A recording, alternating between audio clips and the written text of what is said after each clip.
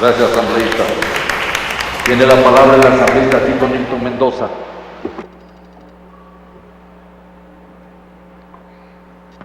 Gracias, señor presidente.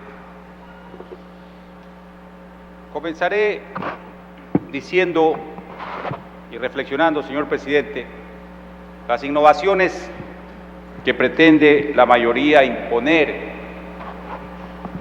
en la nueva Constitución es un derecho que tienen. Lo que nosotros podemos hacer como minoría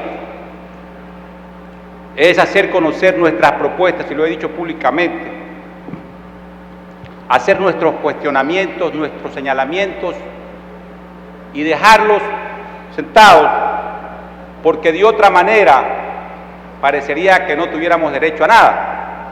Sin embargo, ese derecho que les asiste por tener la mayoría de votos, ustedes tienen que plasmarlo en la nueva Constitución, esperando que acojan lo que de alguna manera podemos aportar.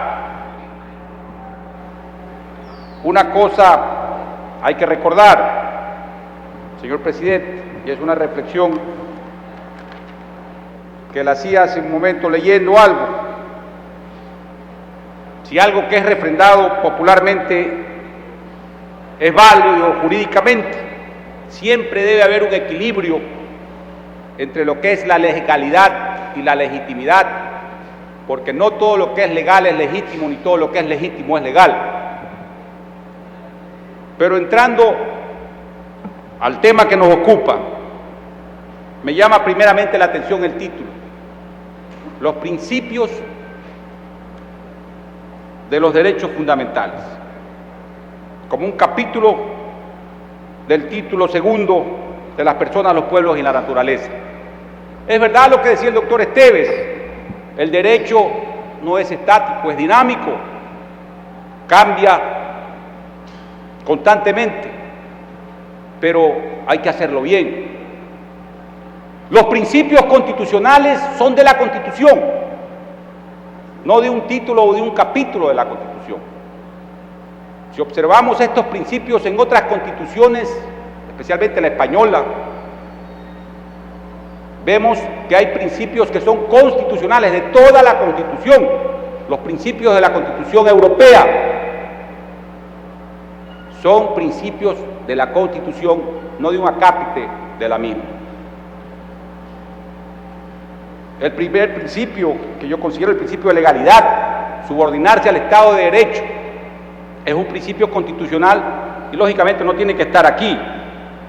Pero me voy a referir a algo, porque me llamó mucho la atención esto de los derechos de la naturaleza. Los derechos se ejercen. La naturaleza, ¿cómo puede ejercer un derecho? Y leía en algún artículo algo que encuentro tiene sentido. Se deberían entonces crear instituciones tutelares de derechos de la naturaleza que deben tener la autoridad necesaria para ejercitar tales derechos ante tribunales de un Estado en particular o ante tribunales internacionales. Creo que tiene sentido. No me opongo, señor presidente y señores asambleístas, a que se incluya esto en la Constitución que se quiere aprobar, pero tiene que hacérselo bien. La naturaleza no es una persona ficticia, no es una persona jurídica, peor una persona natural. Y los derechos los ejercita las personas. Entonces debe haber quien tutele y quien haga valer estos derechos, y debe crearse una autoridad para aquello. Esto lógicamente no estará en este acápite, sino en un acápite posterior. Por lo demás, señor presidente,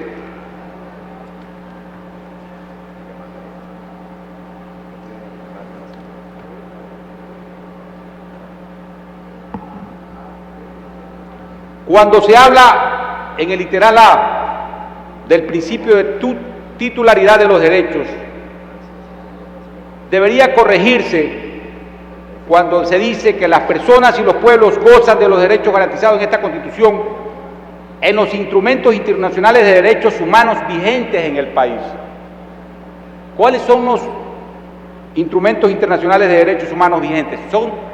No debería decir aquellos solamente, señor presidente, debería decir todos los instrumentos internacionales reconocidos por el Ecuador en tratados internacionales. En lo demás, señor presidente, como decía el asambleísta Viteri, luego de esta larga jornada nos coge un poco cansados. No me opongo a que se implementen estos cambios en la nueva Constitución, pero deben hacérselos bien, señor presidente. Gracias. Gracias, asambleístas. Recuerde que puede hacer sus observaciones por escrito, tiene que hacerlas por escrito para que sean recogidas. Tiene la palabra el asambleísta Nicola.